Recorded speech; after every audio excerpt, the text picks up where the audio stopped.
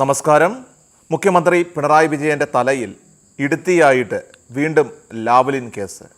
മകൾ വീണ വിജയനെതിരായിട്ടുള്ള SFIO അന്വേഷണം നടക്കുന്ന കേസ് CPMനും മുഖ്യമന്ത്രിക്കും സൃഷ്ടിക്കുന്ന തലവേദനയ്ക്ക് പിന്നാലെയാണ് ലോക്സഭാ തെരഞ്ഞെടുപ്പിനിടെയോ അല്ലെങ്കിൽ അതിന് ശേഷമോ സുപ്രീം കോടതി ലാവ്ലിൻ കേസ് പരിഗണിക്കുന്നത്. പിണറായിയും അതുപോലെ തന്നെ CPMും ഒരുപോലെ ഇപ്പോൾ ആശങ്കയിലാണ്. 38 തവണയാണ് കേസ് കോടതി മാറ്റിവെച്ചത്. മിക്കപ്പോഴും CBI ആണ് പിണറായിയെ സഹായിച്ചതെന്ന് വേണമെങ്കിൽ പറയാൻ സാധിക്കും. കാരണം അഭിഭാഷകന് പനിയാണെന്ന കാരണം പറഞ്ഞു പോലും കേസ് മാറ്റിവെക്കുകയുണ്ടായിട്ടുണ്ട്. എന്നാൽ തെരഞ്ഞെടുപ്പിന് വേണ്ടി കേന്ദ്രം കാത്തിരിക്കുകയാണെന്നാണ് സൂചന. വിചാരണ കോടതിയും ഹൈക്കോടതിയും പിണറായിയെ കുറ്റവിമുക്തനാക്കിയെങ്കിലും ചില നിയമവിദഗ്ധർ അതിൽ സംശയം പ്രകടിപ്പിച്ചിരുന്നു.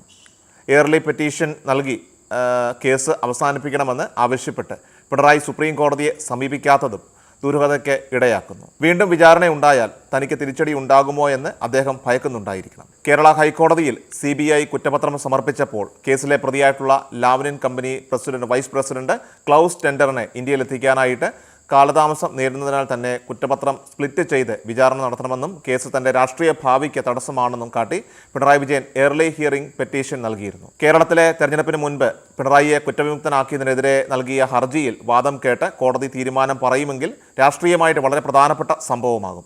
ഇലക്ഷന് മുൻപ് അനുകൂലമായിട്ടുള്ള വിധി വരികയാണെങ്കിൽ പിണറായിയുടെ കസേരയുടെ ഉറപ്പ് കൂടും. എന്നാൽ കുറ്റവിമുക്തനാക്കിയ വിധി അത് റദ്ദാക്കുകയും വിചാരണ നേരിടണമെന്ന് സുപ്രീം കോടതി പറയുകയും ചെയ്താൽ പിണറായിയുടെ വെടി തീരുമെന്ന് ഉറപ്പാണ്. മുഖ്യമന്ത്രി കസേരയ്ക്കൊപ്പം പ്രതിച്ഛായയും നഷ്ടപ്പെടും. മടിയിൽ കനമുള്ളവന് വഴിയിൽ ഭയന്നാൽ മതി എന്ന പിണറായിയുടെ പ്രസിദ്ധമായിട്ടുള്ള വാചകത്തിൻ്റെ പൊള്ളത്തരം ജനത്തിന് മനസ്സിലാവുകയും ചെയ്യും. പതിറ്റാണ്ടുകളായിട്ട് കേരള രാഷ്ട്രീയം അടക്കി വാണ ഇരട്ടച്ചങ്കൻ നാണം കെട്ട് അഴിമതിയുടെ കറയുമായിട്ട് പടി ഇറങ്ങേണ്ടി വരും. ഇതിനൊപ്പം വീണയുടെ കേസിൻ്റെ കാര്യത്തിലും തീരുമാനമുണ്ടായാൽ അച്ഛനും മകളും ചേർന്ന് പാർട്ടിയെയും സർക്കാരിനെയും തൊലച്ചെന്ന ചീത്തപ്പേര് ചരിത്രത്തിലെന്നും നിലനിൽക്കുകയും ചെയ്യും. പിണറായിക്കും അതുപോലെ തന്നെ മകൾക്കും അഗ്നിപരീക്ഷയാണ് വരും മാസങ്ങളിൽ സംഭവിക്കുന്നത്. ലോക്സഭാ തെരഞ്ഞെടുപ്പിൽ കഴിഞ്ഞ തവണയേറ്റ പ്രഹരം ഇക്കുറി ഉണ്ടാവാതെ ഇരിക്കുവാൻ മന്ത്രി അടക്കമുള്ള പ്രമുഖരെയാണ് കളത്തിലിറക്കിയിരിക്കുന്നത്. നിലവിൽ സർക്കാരും മുഖ്യമന്ത്രിയും മകളും ഉണ്ടാക്കി വെച്ചിരിക്കുന്ന കാര്യങ്ങളെ മറികടന്ന് ജനഹൃദയം കവരാനായിട്ട് ഈ പ്രമുഖരിൽ ഭൂരിപക്ഷത്തിനും കഴിയില്ല എന്നതാണ് മറ്റൊരു യാഥാർത്ഥ്യം.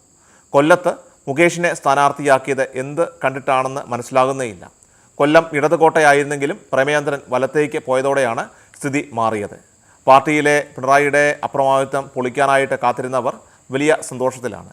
പിണറായിയെ വീഴ്ത്താനുള്ള ഓരോ നീക്കവും അവർ എതിരാളികൾക്കും മാധ്യമങ്ങൾക്കും ചോർത്തിക്കൊടുക്കുന്നുണ്ട്.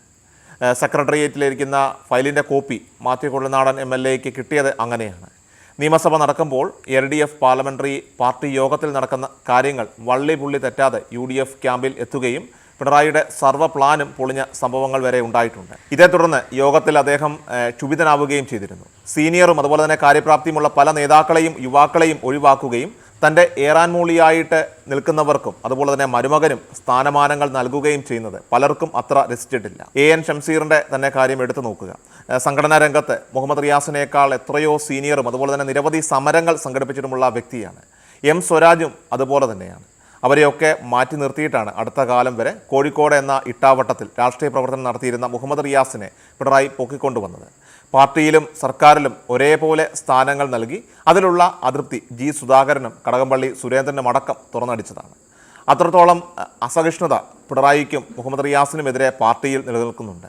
MA ബേബിയും അതുപോലെ തന്നെ തോമസ് ഐസക്കും അടക്കമുള്ളവർ അസംതൃപ്തരാകണമെന്നാണ് അവരുടെ ഇടപെടലുകളിൽ നിന്നും മനസ്സിലാകുന്നത്. അതുകൊണ്ട് തന്നെ പിണറായിക്കൊരു തിരിച്ചടി ഉണ്ടായാൽ എതിർ ചേരിയിൽ നിന്നുള്ളവരെല്ലാം തന്നെ ആഞ്ഞടിക്കുമെന്നും ഉറപ്പ്. ഏതാനും മാസങ്ങൾക്ക് മുൻപ് ചേർന്ന കൊല്ലം ജില്ലാ കമ്മിറ്റി യോഗത്തിൽ പിണറായിക്കെതിരെ വിമർശനം അതിരുവിട്ടിരുന്നു. നേതൃത്വം ഇടപെട്ടാണ് അന്നത് അവസാനിപ്പിച്ചത്. കഴിഞ്ഞയാഴ്ച ചേർന്ന CPI സംസ്ഥാന കൗൺസിലും പിണറായിക്കെതിരെ ശക്തമായ വികാരം ഉണ്ടായി. തെരഞ്ഞെടുപ്പ് കഴിയും വരെ അത്തരത്തിലുള്ള ചർച്ചകൾ പാടില്ലെന്ന് സംസ്ഥാന സെക്രട്ടറി ബിനോയ് വിശ്വം താക്കീത് നൽകിയതോടെയാണ് അത് അവസാനിച്ചത്. ഇതിനെല്ലാം അർത്ഥം അവിടെവിടായിട്ട് പൊട്ടലും ചീറ്റലും പാർട്ടികളിൽ തന്നെ തുടങ്ങിയിട്ടുണ്ട് എന്നാണ്. അത് ആളിപ്പടരുന്നതിനായിട്ട് പല സഖാക്കളും ഇപ്പോൾ കാത്തിരിക്കുകയാണ്. ക്രിഷ്യൽ മീഡിയ എല്ലാ ദിവസവും വാർത്തകൾക്കും അറിയിപ്പുകൾക്കുമായി YouTube ചാനൽ സബ്സ്ക്രൈബ് ചെയ്യുക, Facebook പേജ് ഫോളോ ചെയ്യുക. വാർത്തകളുടെ നോട്ടിഫിക്കേഷനായി ബെൽ ഐക്കൺ എനേബിൾ ചെയ്യുക.